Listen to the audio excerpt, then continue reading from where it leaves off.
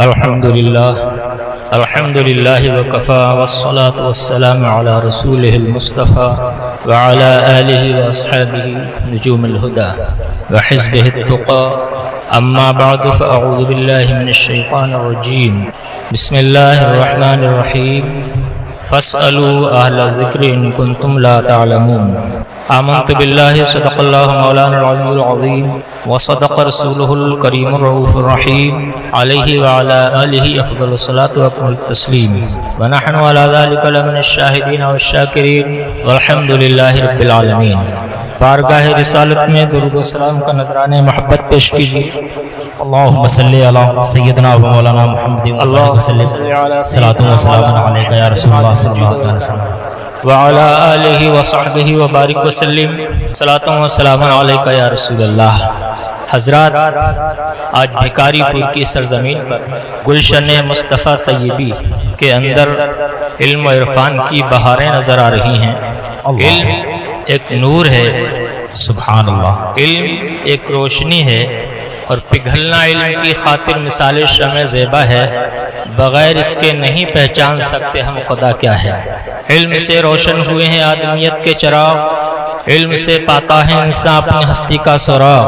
کیا بات ہے جی.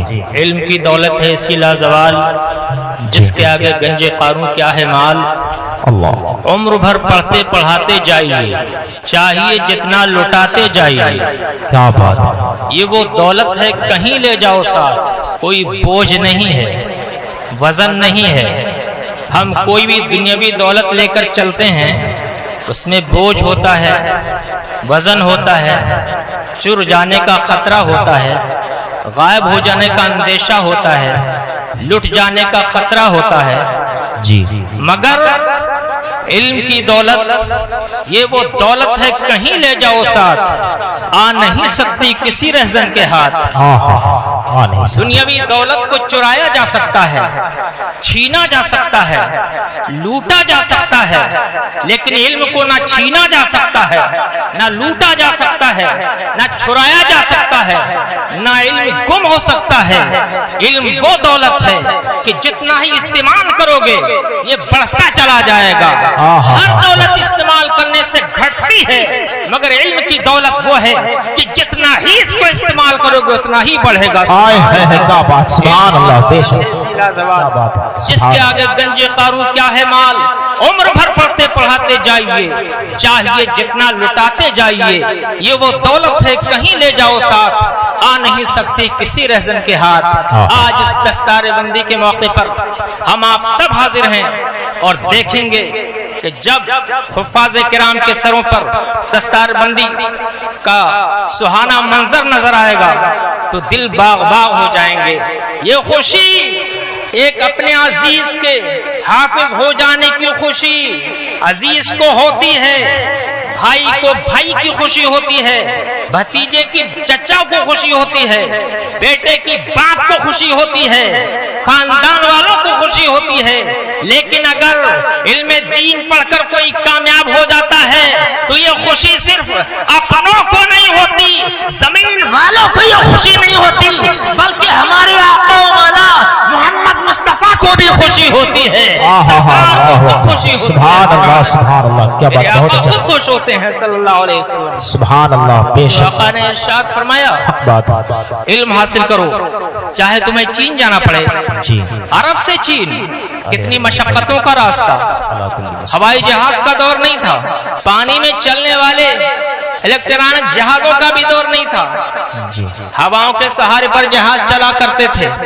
تب آقا نے فرمایا چین جانا پڑے تب بھی علم حاصل کرنے سے منہ مت موڑو، علم حاصل کرتے رہو.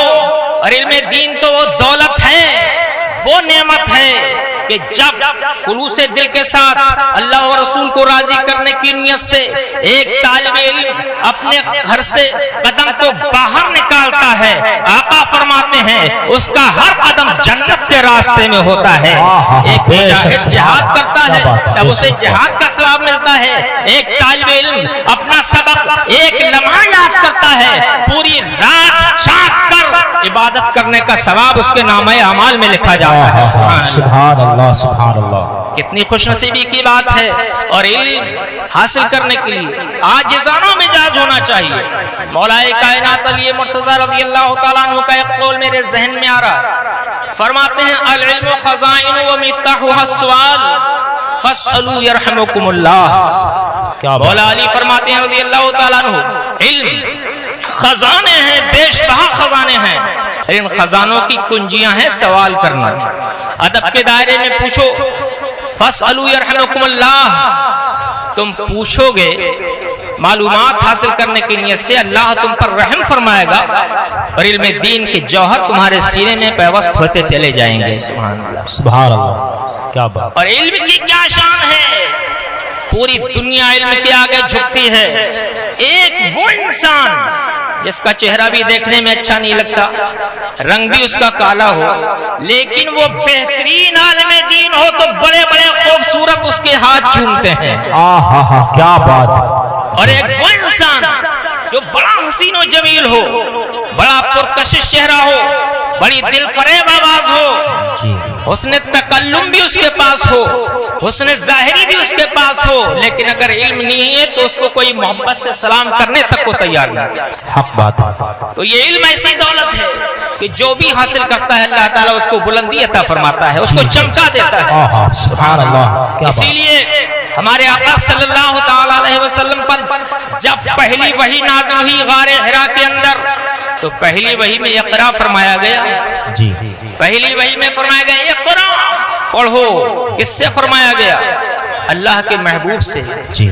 حالانکہ آقا تو سب کچھ پڑھے لکھے ہیں مگر آقا خاموش ہیں. جبریل امین عرض کرتے ہیں اقرا پڑھیے، آقا خاموش ہیں. حضرت جبریل امین نے محبت سے اپنے سینے سے لگایا اور چھوڑ دیا.